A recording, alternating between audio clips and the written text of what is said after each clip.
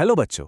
आज ना हम रघुवीर सहाय की दो जबरदस्त कविताएं वसंत आया और तोड़ो इनको एकदम इजी और क्रिस्प तरीके से खत्म करेंगे। और इसकी हेल्प से बोर्ड्स में इन दोनों से रिलेटेड कोई भी सवाल आएगा ना, आपसे बिल्कुल नहीं छूटेगा। तो चलिए बिना कोई देरी के शुरू करते हैं। तो ये दोनों पोएम्स लिखी हैं ग्रेट पोएट रघुवीर सहाय जी ने।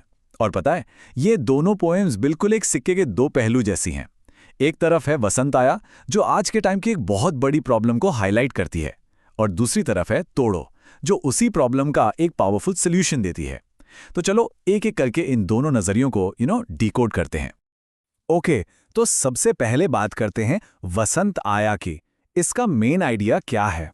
देखो, ये कविता बात करती है हमारे और नेचर के बीच बढ़ती हुई दूरी की।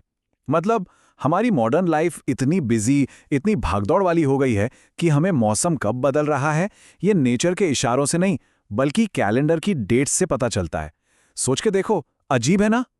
अब जरा इस पर गौर करो।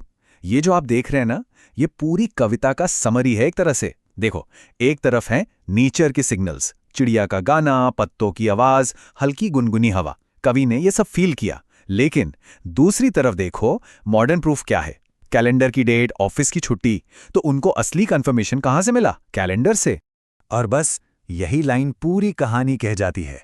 कवि को फील तो हुआ कि हवा में कुछ चेंज है, पर पक्का कब हुआ? जब कैलेंडर ने बताया कि हाँ भाई, आज वसंत पंचमी है। इसका मतलब क्या हुआ कि हमारा पर्सनल एक्सपीरियंस, हमारी अपनी फीलिंग्स किताबी नॉलेज के सामने छोटी पड़ गईं। हमने एक्सपीरियंस से ज्यादा फैक्ट्स पर भरोसा किया। तो इस कविता का पूरा सार आखिर में यही है। हमारी ये जो मॉडर्न लाइफस्टाइल है ना, ये हमें नेचर के छोटे छोटे मैजिक को फील करने ही नहीं दे रही। हम अपने काम, मोबाइल स्क्रीन्स और डेडलाइंस में इतने खो गए हैं कि बाहर मौसम का बदलना बस फोन पर एक नोटिफिकेशन जैसा लगता है। बस इतना ही। अब एक मिनट सोचो, ये तो बात हुई बाहर की दुनिया से दूरी की, नेचर से दूरी की। लेकिन क्या हो अगर यही सूखापन, यही बंजरपन हमारे मन के अंदर आ जाए? अगर हमारा मन ही खाली खाली महसूस करने लगे, तो उससे कैसे तोड़ेंगे? और बस यही सवाल हमें लेके चलता है हमारी अगली कविता तोड़ो तक।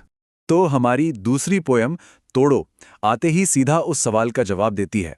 ये कॉल टू एक्शन है, सृजन का आह्वान, यानी कुछ नया क्रिएट करने के लिए एक पुकार। कवि कहते हैं कि आखिर जैसे एक बंजर जमीन को खेती के लिए तैयार किया जाता है ना, बिल्कुल वैसे ही हमें अपने मन को भी क्रिएटिविटी के लिए रेडी करना पड़ेगा। चलो पहले इसका लिटरल यानी सीधा साधा मतलब समझते हैं। सोचो, आपके पास एक जमीन का टुकड़ा है और उसे उपजाऊ बनाना है। क्या करोगे? स्टेप 1, उस पे जो भी पत्थर और चट्टाने हैं उन्हें तोड़ोगे, राइट? स्टेप 2, जो भी फालतू घास फूस है उसको साफ करोगे।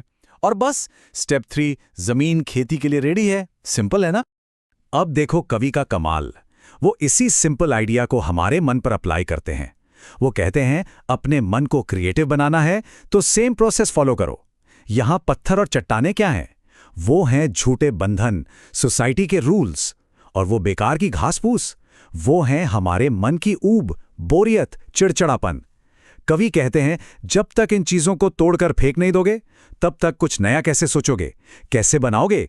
तो सवाल उठता है कि आखिर तोड़ना क्या क्या है? कवि बिल्कुल क्लियर लिस्ट देते हैं। तोड़ना है मन का आलस, तोड़नी है निराशा और ऊब, तोड़ने हैं समाज के झूठे बंधन, तोड़नी है वो पुरानी रीतियां जो हमें रोक रही हैं, और तोड़नी है मन की खीज यानी चिड़चिड़ाहट। बेसिकली ये सब वो ब्लॉकर्स हैं जो हमारी क्रिएटिव एनर्जी का रास्ता रोके खड़े हैं। कविता में एक बहुत इंपॉर्टेंट वर्ड आता है, घोड़ों। इसका मतलब होता है कुदाई करना। जैसे एक माली होता है ना, वो क्या करता है? पौधे के आसपास से बेकार की घास, जिसे खरपतवार कहते हैं, निकालता है, मिट्टी को थोड़ा सॉफ्ट करता है ताकि पौधा आराम से ग्रो कर सके। कवि कहते हैं बिल्कुल वही हमें अपने मन के साथ करना है। नेगेटिव थॉट्स को उखाड़ कर फेंकना है ताकि नए आइडियाज का पौधा उग सके। तो आखिर में इन दोनों पोएम्स से हमारे लिए मैसेज क्या है, टेक अवे क्या है?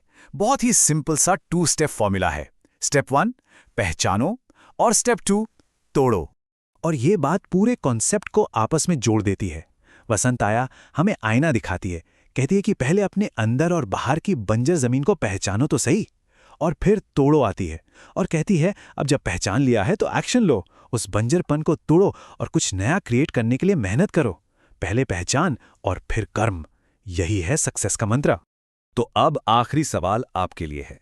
आपके मन की बंजर जमीन क्या है? क्या वो प्रोक्रेस्टिनेशन है, मतलब चीजों को टालना, या कोई डर है, या निराशा? और आप उसे तोड़कर अपनी पढ़ाई में, अपनी लाइफ में सक्सेस का नया बीज कैसे लगाओगे? इस पर सोचना जरूर।